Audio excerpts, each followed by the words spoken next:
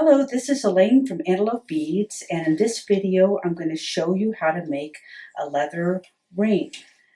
We have a piece of 5mm leather here and a little C-coupe rivetable flower enamel piece on top of that. And we have a whole bunch of tools here. I'm just going to go through these really quickly. We of course have a leather punch to punch a hole. We have a ring mandrel. This is optional, but it does help to size the ring if we know exactly what ring size we want. We have a leather cutter, have a bench block, steel bench block, and then two rivet setters.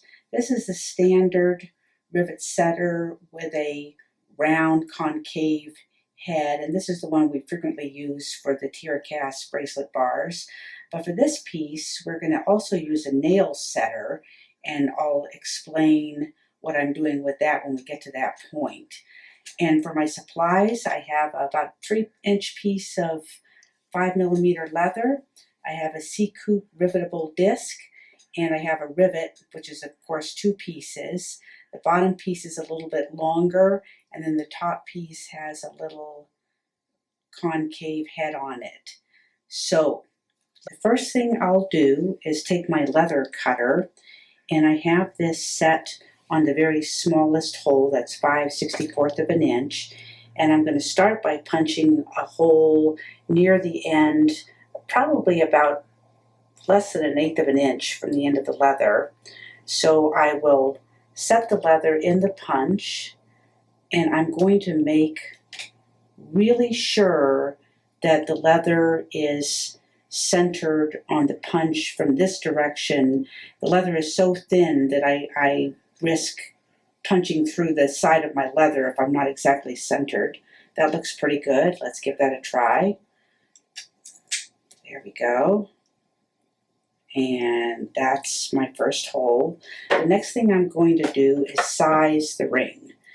And I'm going to make a size 7 ring. So I will wrap my piece of leather around the mandrel at the 7 point and just hold that in place. I'm going to get a Sharpie or a pen, and I'm just going to put a little dot in there to mark where my second hole will go.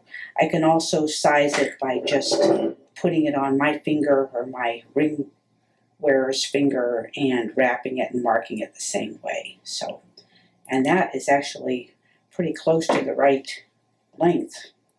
So I'm going to go ahead and punch my second hole. Again, I'm going to just take my time and make sure that's exactly centered. Okay. Now, if I had a lot of excess leather here, I would go ahead and trim that off with my leather cutters, but I am pretty much right where I want to be. So we're going to go ahead and put this ring together. I'll start by rolling the leather around, and I'll put the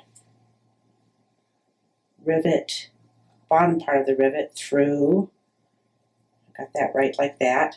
And I'm going to go ahead and just glue these two parts together. Not 100% necessary, but it's helpful. So I use just a drop of super new glue right in here.